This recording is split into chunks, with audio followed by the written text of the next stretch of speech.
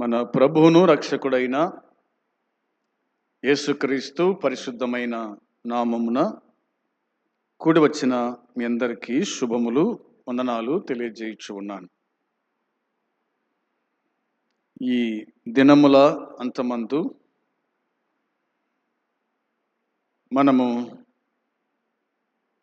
యెషయా గ్రంథము 57వ అధ్యాయము 15వ వచనము మీద ధ్యానం చేస్తూ వస్తూ ఉన్నాం.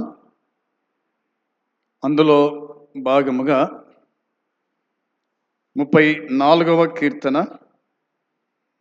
18, 19 వచనాలు కూడా ధ్యానం చేస్తూ వచ్చినాం. గత దినమందు కూడా 19వ వచనాన్ని కొంత మట్టుకు మనము తెలుసుకున్నాం.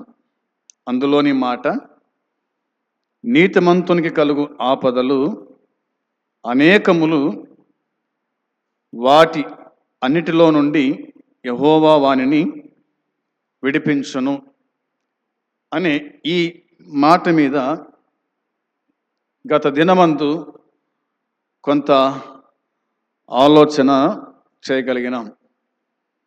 అదే వచనాన్ని మరలా మనము చదువుకొని ధ్యానం చేద్దాం. 34వ కీర్తన 19వ వచనం. 34వ కీర్తన 19వ వచనం. నీతిమంతునికి కలుగు ఆపదలు అనేకములు, వాటి అన్నిటిలో నుండి యెహోవా వానిని విడిపించును. చిన్న మాట ప్రార్థన చేసి వాక్య భాగాన్ని ప్రారంభం చేసుకుందాం. పరిశుద్ధుడా, మహోన్నతుడా, నీ పరిశుద్ధమైన పాదములకు వందనాలు, స్తోత్రాలు, కృతజ్ఞతలు, స్తుతులు చెల్లించుకుంటున్నాం. కనికర సంపన్నుడా, కృప చూపే దేవా, నీకు స్తోత్రములు, స్తుతులు చెల్లించుకుంటున్నాం. నీ దయ సంకల్పాన్ని బట్టి, కృపను బట్టి నాయనా మమ్మలను మీరు జ్ఞాపకం చేసుకొని మరి ఒక్క నూతన దినము మీరు మాకు అనుగ్రహించినందుకై స్తుతిస్తూ ఉన్నాం, కొనియాడుచు ఉన్నాం. ఈ దినమందు చదువుకున్న ఈ లేఖన భాగము దీవించండి. మీరే మాతో మాట్లాడుతూ రండి. మా ఆత్మీయ జీవితానికి మాటలు అన్వయించుకొని నీ రాకడ వరకు, మా జీవితం ముగించేంత వరకు నీ యందు విశ్వాసం ఉంచిన వారమై భక్తి జీవితంలో బలపడుచు ముందు కొనసాగే కృప దయచేసి నడిపించండి. చదువుకున్న లేఖన భాగం దీవించండి, చదవబోయే లేఖన భాగాలు దీవించి మాకు అనుగ్రహించండి. దీనదాసుని మరుగుపరిచి మీరు మాట్లాడుమని, శక్తి, బలము, జ్ఞానము దయచేసి నడిపించుమని యేసయ్య నామంలో అడిగి వేడుకుంటూ ఉన్నాము తండ్రి, ఆమేన్. 34వ కీర్తన 19వ వచనం మనం చదువుకున్నాం. ఈ 34వ కీర్తనలో దావీదే ఈ కీర్తన రాశాడు. అబీమెలెకు ఎదుట వెర్రివాని వలె ప్రవర్తించి అతని చేత తోలువేయబడిన తర్వాత రచించిన కీర్తన దావీదు కీర్తన. ఈ కీర్తనకి ఇలా పేరు, స్తుతి నమ్మకాల కీర్తన అని. స్తుతి నమ్మకాల కీర్తన అని పెద్దలు రాశారు. కీర్తనకారుడు దావీదు వ్రాసిన ఈ మాట ఏమిటంటే, నీతిమంతునికి కలుగు ఆపదలు అనేకములు అని అన్నాడు. దావీదు నీతిమంతుడు.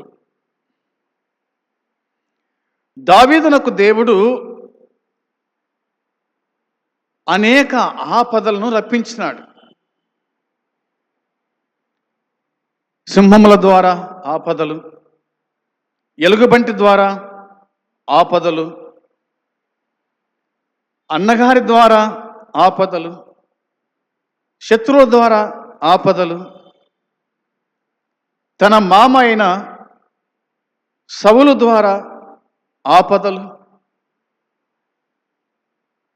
దావీదు యొక్క ఆపదలు ఇన్ని అన్ని అని కాదు, ఎన్నెన్నో. అందుకోసమే ఇలాగా చెప్పాడు, నీతిమంతునికి కలుగు ఆపదలు అనేకములు అన్నాడనమాట. అనేకములు అంటే ఇన్ని అని చెప్పుకోవడానికి వీలు లేనన్ని. అయితే యెహోవా వారిని విడిపించును అన్నాడు. విడిపించువాడు, తప్పించువాడు ఆయనే. వచనం 17 చదువుకుందాం. 17వ వచనంలో రాయబడిన మాట, నీతిమంతులు మొరపెట్టగా యెహోవా ఆలకించును, వారి శ్రమలన్నిటిలో నుండి వారిని విడిపించును అని ఉంది. నీతిమంతులు మొరపెట్టగా యెహోవా ఆలకించును అన్నాడు. నీతిమంతులకు కలుగు ఆపదలు అనేకమని చెప్పిన వాడే, నీతిమంతులు మొరపెడితే యెహోవా ఆలకిస్తాడని కూడా చెప్పినాడు. అవునా? మొరపెడితే ఆలకిస్తాడు, ప్రార్థన చేస్తే వింటాడు. విని ఏం చేస్తాడంట? వారి శ్రమలన్నిటిలో నుండి వారిని విడిపించును అన్నాడు. శ్రమలన్నిటిలో నుండి వారిని విడిపించును, మొరపెట్టగా విడిపించును, మొరపెట్టగా విడిపించును. ఆయన మొర వినే దేవుడు, ఆయన విడిపించే దేవుడు కూడా అనేది మనకు అర్థమవుతుంది. 6వ వచనం చూడండి. 6వ వచనములో, ఈ దీనుడు మొరపెట్టగా యెహోవా ఆలకించెను, అతని శ్రమనంటిలో నుండి అతన్ని రక్షించెను అనే మాట ఉంది. ఈ దీనుడు అన్నాడు. దావీదేమంటున్నాడు దేవుని సన్నిధిలో? ఈ దీనుడు మొరపెట్టగా యెహోవా ఆలకించెను. మొరపెట్టే విషయంలో మనము దీనత్వాన్ని కలిగి ఉండాల. అవునా? మనము దీనులం అనేది గుర్తుపెట్టుకుందాం. దావీదే ఆ మాట అన్నాడు కాబట్టి ఇక మనమెంత? ఈ దీనుడు మొరపెట్టగా యెహోవా ఆలకించెను, అతన్ని శ్రమలంటిలో నుండి అతన్ని రక్షించినాడు. ఆయన రక్షించువాడు, ఆయన ఆలకించువాడు కూడా. 4వ వచనం. 4వ వచనంలో ఇలాగన్నాడు చూడండి, నేను యెహోవా యొద్ద విచారణ చేయగా ఆయన నాకు ఉత్తరమిచ్చెను, నాకు కలిగిన భయములంటిలో నుండి ఆయన నన్ను తప్పించెను అని అన్నాడు.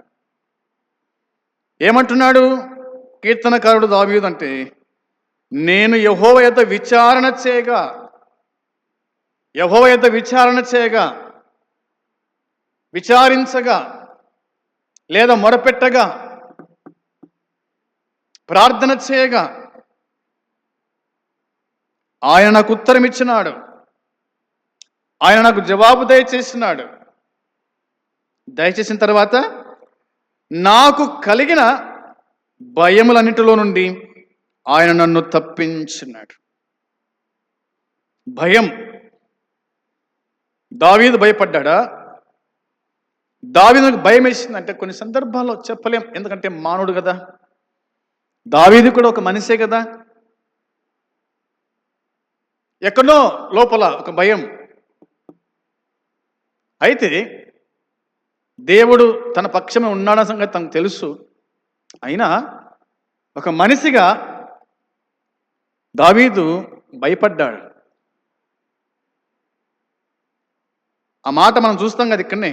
అబీమెలెకు ఎదుట వెర్రివాని వలె ప్రవర్తించి అతని చేత తోలివేయబడిన తర్వాత అన్నమాట ఉంది. కాబట్టి కొంతమంది రాజులకు ఆయన భయపడ్డాడు. అయితే వాక్యం చెప్తున్న మాట ఏమిటంటే, దావీదు అనే ఈ రాజు దావీదు అనే ఈ రాజు తాను అడవి గుండా వెళ్ళేటప్పుడు సింహాల సైతం గుడక దావీదు స్వరం వినగానే భయపడేటివి అని అన్నారు. దావీదు స్వరం వినగానే సింహాల సైతం భయపడతాయంట, జంతువులు సైతం భయపడతాయి. దావీదు గుండె రాతి గుండె, దేనికి భయపడేవాడు కాదు. ఎలుగుబంటికి భయపడినవాడు కాదు, సింహానికి భయపడినవాడు కాదు, 6 మూరల జానుడు గొల్యాతు గుడికి ఆయన భయపడినవాడు కానే కాదు. బాలుడై ఉండగానే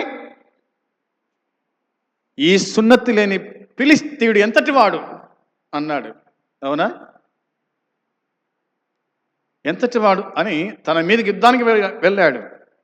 యెహోవా పేరు మీద వెళ్ళాడు. ఒకే రాయితో అతన్ని కొట్టి చంపాడు. అలాంటి వాడు మాట్లాడుతున్నాడు, నేను యెహోవా యొద్ద విచారణ చేయగా ఆయన నాకు ఉత్తరం ఇచ్చెను. నాకు కలిగిన భయమంటిలో నుండి ఆయన నన్ను తప్పించినాడు అని అన్నాడు. తప్పించాడు. ఆయన తప్పించువాడు. మనం భయపడితే దేవుని పాదాల చెంతకు రావాలంతే.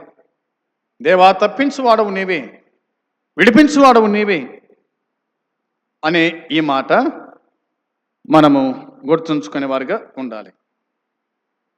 కాబట్టి సంగతి మనం జ్ఞాపకం చేసుకుంటాం. ఇంకా చాలా మనకు కనిపిస్తాయి. ఈ దినమందు ఒక మాట నేను జ్ఞాపకం చేద్దాలనుకుంటున్నాను. 71వ కీర్తన చూడండి ఒకసారి. 71వ కీర్తన వచనం 20. 71వ కీర్తన 20వ వచనాన్ని మనం చదువుకుందాం. అనేకమైన కఠిన బాధలను మాకు కలగజేసిన వాడా, నీవు మరలా మమ్ము బ్రతికించెదవు. భూమి యొక్క అగాధ స్థలములలో నుండి నీవు మరలా మమ్మును లేవనెత్తెదవు. ఈ కీర్తన రాసింది ఒక వృద్ధుడు.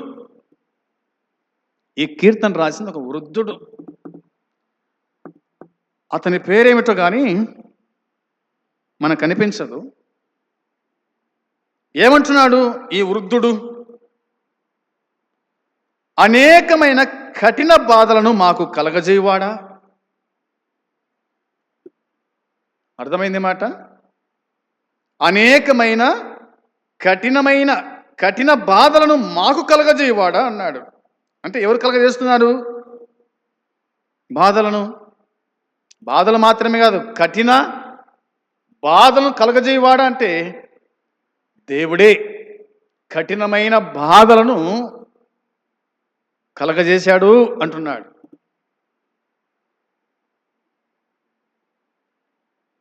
షడ్రకు, మెషకు, అబేద్నెగోల విషయంలో చూస్తే కనుక అది కఠినమైన పరీక్ష. అగ్నిగుండంలో పడవేయబడుట. ముందర అగ్నిగుండం ఉంది. అయినా వారు ఏమాత్రం కూడా ఓడిపోయిన వాళ్ళు కాదు.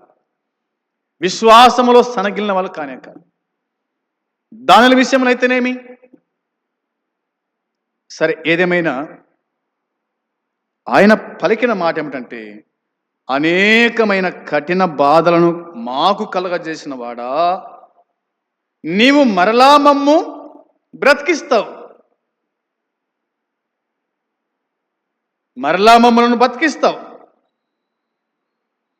బ్రతికించి భూమి యొక్క అగాధ స్థలంలో నుండి నీవు మరలా మమ్ము లేవనెత్తుతావు. అవునా? నువ్వు బ్రతికిస్తావు, నీవు లేవనెత్తు వాడవు కూడా నువ్వే. మమ్మల్ని బ్రతికించు వాడవు నీవే. పడిన స్థలం నుంచి లేవనెత్తు వాడవు కూడా నీవే అని అన్నాడు. నీవే అని అన్నాడు. మనం చెప్పుకున్నాం, ఇతడు ఒక వృద్ధుడు అనే మాట మనం చెప్పుకున్నాం. దాదాపుగా 1 నుంచి 24 వరకు మనం కొంత అక్కడక్కడ ధ్యానం చేస్తూ వద్దాం. నేను నీ శరణొచ్చి ఉన్నాను అన్నాడు. అంటే కష్టాలను ఎదుర్కొని తన శత్రువుల నుండి, బాధల నుండి తనను కాపాడమని వయసులో పెద్దవాడైన ఒక వ్యక్తి దేవుని సహాయం కొరకు చేసే ప్రార్థన ఈ కీర్తనలో మనకు కనిపిస్తుంది. ఆ మాట చూద్దాం. 1-2 వచనాలు చదువుదాం. 1-2 వచనాలు. యెహోవా, నేను నీ శరణొచ్చి ఉన్నాను, నన్నెన్నడూనూ సిగ్గుపడనీయకుము. నీ నీతిని బట్టి నన్ను తప్పింపుము, నన్ను విడిపింపుము. నీ చెవి అగ్గి నన్ను రక్షింపుము అన్నాడు. యెహోవా, నేను నీ శరణొచ్చి ఉన్నాను, నన్నెన్నడూనూ సిగ్గుపడనీయకుము. దేవుడు తన పిల్లలను ఎన్నడూ కూడా సిగ్గుపడనిచ్చేవాడు కాదు. నీ నీతిని బట్టి నన్ను తప్పించుము అన్నాడు. ఆయన తప్పిస్తాడు. నన్ను విడిపించుము అన్నాడు. ఆయన విడిపిస్తాడు. నీ చెవి ఎగ్గి నన్ను రక్షింపమన్నాడు. ఆయన తప్పించువాడు, విడిపించువాడు, రక్షించువాడు. తన పిల్లలను ఆయన సిగ్గుపడనీయడు. 18వ వచనం. దేవా, వచ్చు తరమునకు నీ బాహుబలమును గూర్చియు, పుట్టబో వారికి అందరికీ నీ శౌర్యమును గూర్చియు నేను తెలియజెప్పునట్లు తల నెరిసిన వృద్ధుడనై ఉండు వరకు నన్ను విడువకుము అని అన్నాడు. ఆయన చెప్పిన మాట చూడండి ఎలా ఉందో.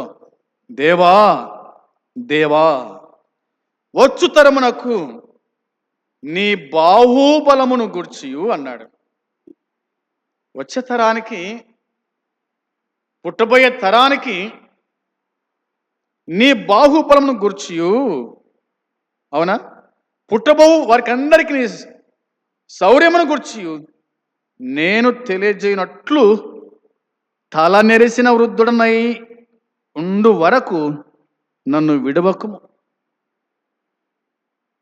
తల నెరసి వృద్ధుడనై ఉండు వరకు నన్ను విడిచిపెట్టొద్దు, నన్ను విడవద్దు. నీ బాహుబలం గురించి నేను చెప్పాలి, అవునా. వచ్చు తరానికి, పుట్టబోయే తరానికి నిన్ను గురించి నేను ప్రకటించాలి. అందుకే నన్ను విడవకు అని అన్నాడు. బాల్యము నుండి అతడు దేవుని మార్గములో నడిచినవాడు. ఈ వృద్ధుడు బాల్యము నుండి దేవుని మార్గాల్లో నడిచినవాడు. దేవుని మార్గం నడిచినవాడు. 5-6 వచనాలు చూద్దాం చూడండి. 5-6 వచనాల్లో ఇలా రాయబడింది. నా ప్రభువా యెహోవా, నా నిరీక్షణకు ఆస్పదము నీవే, బాల్యము నుండి నా ఆశ్రయము నీవే, గర్భవాసిని అనేది మొదలుకొని నీవే నాకు ప్రాపకుడవై ఉంటివి, తల్లి గర్భము నుండి నన్ను ఉద్భవింపజేసిన వాడవు నీవే, నిన్ను గూర్చి నేను నిత్యము స్తుతిగానము చేయుదును అని అన్నాడు. గమనించుదాం. బాల్యము నుండి అతడు దేవుని మార్గములలో నడిచినవాడు అని దేవుని వాక్యం చెబుతుంది. బాల్యం నుండే ఇతడు దేవుణ్ణి ఎరిగినవాడు. అంత మాత్రమే కాదు, తానే అన్నాడు, గర్భవాసిని అనేది మొదలుకొని అన్నాడు. అంటే నా తల్లి గర్భములో ఉండగానే నీవే నాకు ప్రాపకుడవై ఉంటివి, నా తల్లి గర్భము నుండి నన్ను ఉద్భవింపజేసిన వాడవు నీవే. నిన్ను గూర్చి నేను నిత్యము స్తుతిగానము చేస్తాను. నిన్ను గూర్చి నేను స్తుతిస్తాను. నిన్ను గురించి నేను జ్ఞాపకం చేసుకుంటాను. నిన్ను గురించి నేను ధ్యానం చేస్తాను అని అన్నాడు. 17వ వచనం చూడగా ఇలాగుంది. 17వ వచనంలో, దేవా, బాల్యము నుండి నీవు నాకు బోధించుచు వచ్చితివి. దేవా, బాల్యం నుండి నీవు నాకు బోధించుచు వచ్చితివి.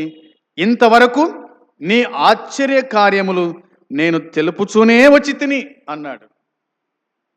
ఈ శ్రేష్టమైన మాట చూడండి ఎలా ఉందో. ఏమంటున్నాడు తాను? దేవా, బాల్యము నుండి నీవు నాకు బోధించుచు వచ్చితివి. అంటే అర్థం ఏంటంటే, బాల్యము నుండే తన యొక్క తల్లిదండ్రులు దేవుని గురించి బోధించినారు. ఆనాటి కాలంలో ఒకవేళ సండే స్కూల్ ఉందేమో. ఆనాటి కాలంలో సండే స్కూల్ టీచర్లు ఎవరంటే తల్లిదండ్రులే, అంతే. పాత నిబంధన అంతా అంతే కదా. కూర్చున్నప్పుడు, లేచున్నప్పుడు, నడుచున్నప్పుడు, పండుకున్నప్పుడు నన్ను గురించి మాట్లాడు అని దేవుడు చెప్పినాడు. కాబట్టి తల్లిదండ్రులు ఒకవేళ అతని బాల్యం నుండే అతనికి బోధించి ఉండవచ్చు, ఏమి సందేహం లేదు. అందుకే అన్నాడు, బాల్యం నుండి నీవు నాకు బోధించుచూ వచ్చితివి.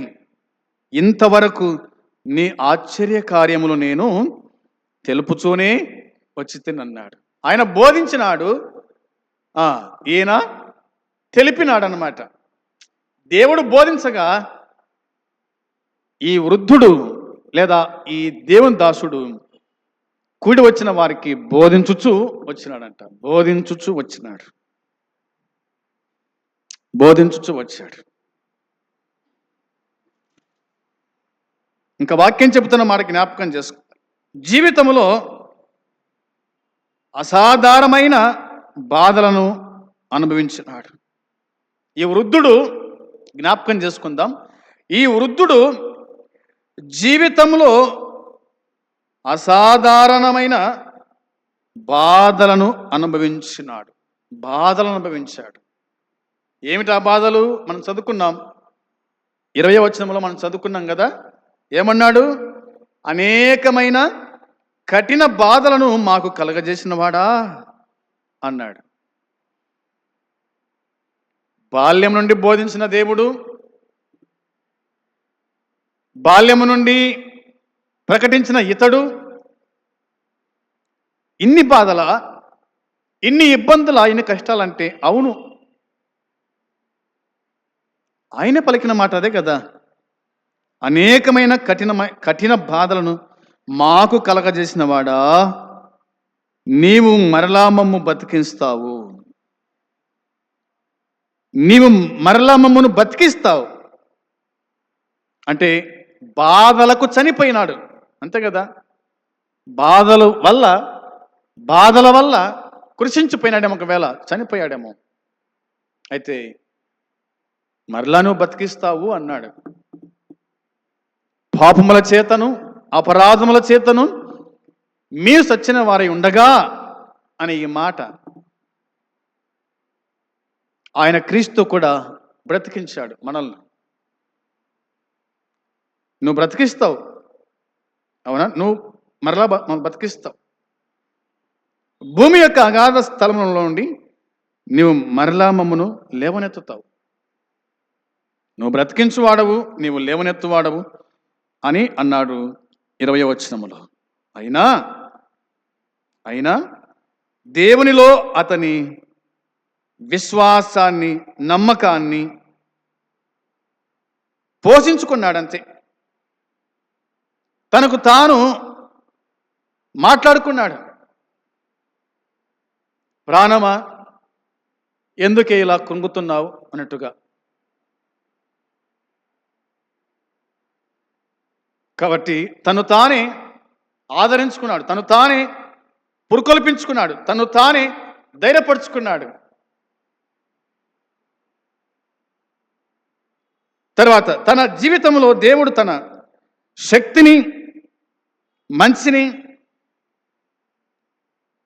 ప్రత్యక్షపరుస్తాడన్న నమ్మకంతో శేష జీవితాన్ని గడపాలని ఈ వృద్ధుడు నిశ్చయించుకున్నాడు.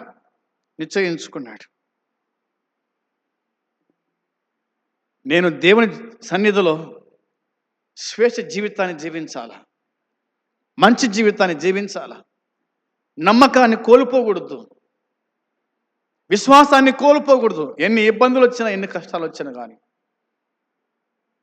ఆయన బ్రతికిస్తాడు, ఆయన లేవనెత్తుతాడు అనే ఒక ధైర్యంతో అతడు ముందుకు కొనసాగినాడు. వచనం 9 ఇలా ఉంది. 9వ వచనములో, వృద్ధాపమందు నన్ను విడనాడకము, నా బలము క్షీణించినప్పుడు నన్ను విడవకము అని అన్నాడు. ఏమని ప్రార్థించాడు ఆ వృద్ధుడు?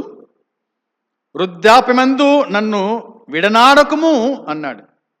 వృద్ధాపమందు నన్ను విడనాడకము, నా బలము క్షీణించినప్పుడు నన్ను విడవకము అన్నాడు. బలము క్షీణించిపోతుంది, వృద్ధాపం వస్తూ ఉంది. బాల్యము, యవనము, నడిప్రాయము, వృద్ధాప్యము ఇవి సహజమే కదా మనిషికి. అయితే తనన్నాడు, నన్ను విడనాడకము అన్నాడు, నన్ను విడవకము అన్నాడు. విడనాడకము, విడవకము అన్నాడు. బలము తగ్గిపోతున్నప్పుడు, వయసు పైబడుతున్నప్పుడు కలిగే కష్టాలు స్పష్టంగా కనబడుతున్నాయి. అవునా? కనబడుతూ ఉన్నాయి. గతించిన రోజుల్లో దేవుని నడిపింపును మనం జ్ఞాపకం చేసుకొని జీవితపు చివరి రోజుల్లో మనల్ని కాపాడేవానిగా, సహాయకునిగా, పోషకునిగా ఆయన వైపు మనము చూసేవారుగా ఉండాలి. ఆయన సహాయకుడు, కాపాడేవాడు, ఆయనే పోషకుడు. కాబట్టి మనము ఆయన వైపు చూడాలి, లోకం వైపు కాదు, మనుషుల వైపు కాదు, దేవుని వైపు మనము చూచేవారుగా ఉండాలి. మరణ సమయంలో శారీరక బలము పని చేయకుండా పోయినప్పుడు గుడుక ఆయన మనల్ని విడిచిపెట్టక మన సమీపంలోనే ఉంటాడు అనేది గుర్తుపెట్టుకోవాలి. మరణ సమయంలో, ఈ మాటనండి, మరణ సమయంలో శారీరక బలము పనిచేయకుండా పోయినప్పుడు ఆయన మనల్ని విడిచిపెట్టక మన సమీపములోనే ఉండేటువంటి వాడు. దేవుడు మనకు సమీపంగా ఉండేవాడు అనేది మనం గుర్తుంచుకోవాలి. వచనం 12 చదువుతారా? దేవా నాకు దూరముగా ఉండకుము, నా దేవా నా సహాయమునకు త్వరపడి రమ్ము అన్నాడు. దేవా నాకు దూరంగా ఉండకుము, నా దేవా నా సహాయమునకు త్వరగా రమ్ము అన్నాడు. ఆయన దూరంగా ఉండువాడు కాదు, ఆయన ఎవరికి దూరంగా ఉండువాడు కాదు, ఆయన సమీపంగా ఉండేవాడు. పిలిస్తే పలికే దేవుడు. నాకు మొరపెట్టు, నీకు ఉత్తరం ఇస్తా అని చెప్పినాడే ఇర్మియా 33:3లో. ఆ ప్రార్థన తాను చేస్తున్నాడు. నాకు దూరంగా ఉండకము, నా దేవా నా సహాయమునకు త్వరపడిరా, త్వరపడిరా, త్వరపడిరా, త్వరపడిరా అన్నాడు. మనం చదువుకున్న 18వ వచనంలో, దేవా వచ్చు తరమునకు నీ బాహుబలమును గూర్చి, పుట్టబో వారికి అందరికీ నీ శౌర్యమును గూర్చి నేను తెలియజేయనట్లు తల నెరిసిన వృద్ధుడనై ఉండు వరకు నన్ను విడవకుము, నన్ను విడిచిపెట్టొద్దు. ఎంత ప్రార్థన చేశాడో చూడండి. వృద్ధుడైనప్పటికీ కూడా, దేవా నన్ను విడిచిపెట్టొద్దు, నన్ను విడనాడకు, నన్ను మరవకు అని ప్రార్థన చేశాడు. తన పరిశుద్ధ దేవతలతో పరలోకములోని ఆయన సన్నిధికి మనల్ని తీసుకొని వెళ్తాడని మనము తెలుసుకోవాలి అని కూడా వాక్యమే చెబుతుంది. నిజమే, ఆయన మన మరణ సమయంలో మనం చనిపోయే ముందు తన దేవతలను పంపించి తన రాజ్యమునకు తనతో ఉండడానికి ఆయన తీసుకుని వెళ్తాడు అనే విశ్వాసము ఆ వృద్ధునికి ఉంది. అదే విశ్వాసం మన కూడా ఉండాలని దేవుని వాక్యం గుర్తు చేస్తుంది. ఒక మాట చూడండి, లూకాసు వార్త 16:22లో, లూకాసు వార్త 16వ అధ్యాయము 22వ వచనాన్ని మనం చూడగా, ఆ దరిద్రుడు చనిపోయి దేవదూతల చేత అబ్రహాము రొమ్మున ఆనుకునుటకు కొనిపోబడెను అని దేవుని వాక్యం చెబుతుంది. ఆ దరిద్రుడు చనిపోయి దేవదూతల చేత అబ్రహాము రొమ్మున ఆనుకోవడానికి కొనుపబడ్డా. ఎవరి దరిద్రుడు? ఎవరి దరిద్రుడు? లాజరు. ఎవరి దరిద్రుడు అంటే క్రీస్తునందు విశ్వాసం ఉంచినవాడు, దేవుని నమ్మినవాడు. ఈ లోకపరంగా దరిద్రుడే గాని పరసంబంధంగా తాను ధనవంతుడే. ఈ లోకపరంగా తనకు రోగం ఉన్నప్పటికీ తాను చనిపోయిన తర్వాత తనకంటూ ఏ రోగం లేదు. ఈ లోకపరంగా తాను ఆకలి దప్పు గలవాడైనప్పటికీ పరసంబంధంగా మాత్రము ఆకలి దప్పులు తనకు లేవు. ఈ లోకపరంగా తనకు ఇల్లు లేకపోయినప్పటికీ ఆయన పరమందు తన కోసం ఆ ఇల్లు సిద్ధం చేసినాడు. ఈ లోకపరంగా బంధుమిత్రులు లేకపోయినప్పటికీ పరలోకమందు అబ్రహాము రొమ్మున ఆనుకున్నాడు.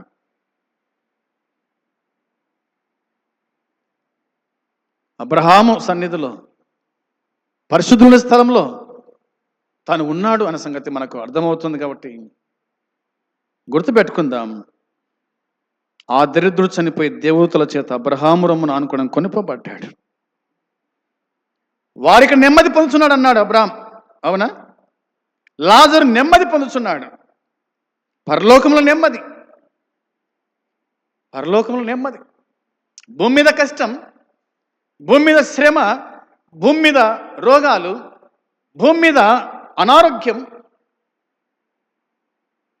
కానీ పరలోకమందు మాత్రము ఇవేమి ఉండవు. అక్కడ నెమ్మది, సంతోషం, సమాధానం. దేవునితో ఉంటే ఇంకేముంది?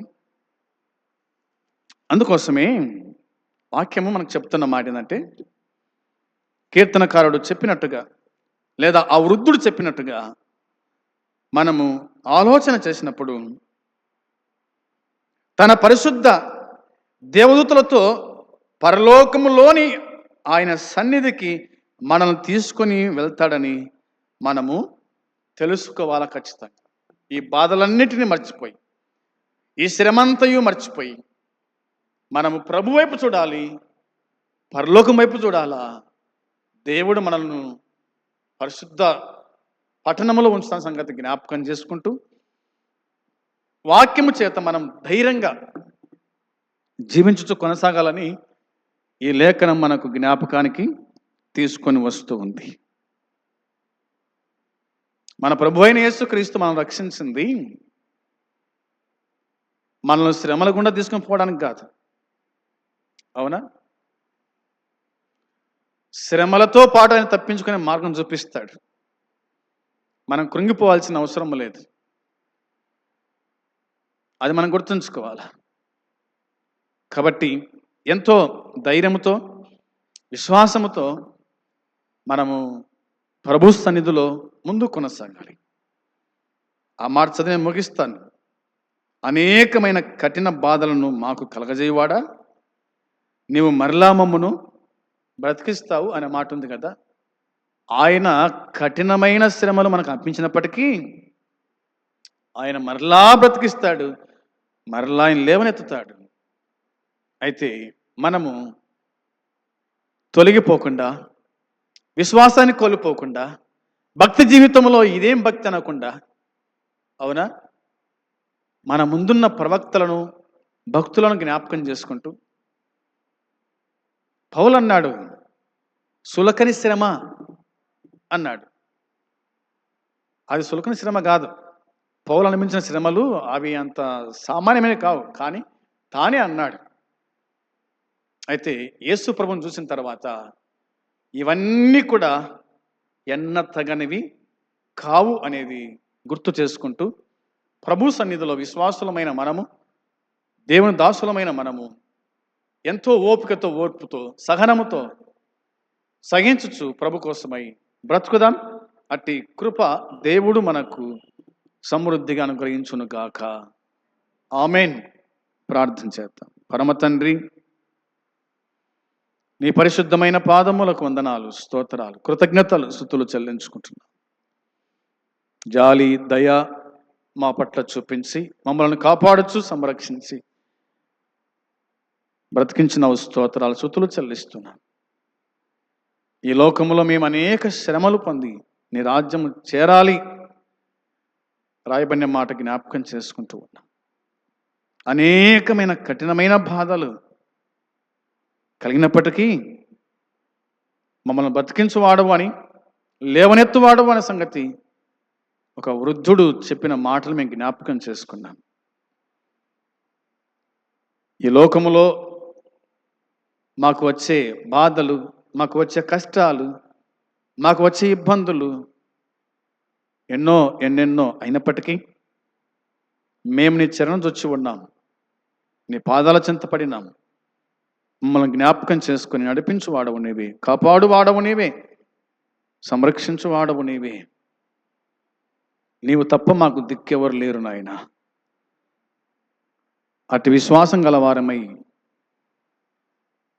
ముందు కొనసాగే భాగ్యం మాకు అనుగ్రహించి దర్శించుమని, మీ కాపుదల దయచేయమని మా ప్రభువు అయిన యేసుక్రీస్తు పరిశుద్ధమైన నామంలో ప్రార్థించి అడిగి స్తుతించి వేడుకొనుచున్నాము తండ్రి. ఆమేన్. పరలోకమందున్న తండ్రి ప్రేమయు, మన ప్రభువైన యేసుక్రీస్తు కృపయు, పరిశుద్ధాత్మ సన్నిధి సహవాసం చేరవచ్చిన మనకు, సకల పరిశుద్ధులకు ఇప్పుడు ఎల్లప్పుడు సదాకాలము తోడై ఉండును గాక. ఆమేన్. అందరికీ వందనాలు.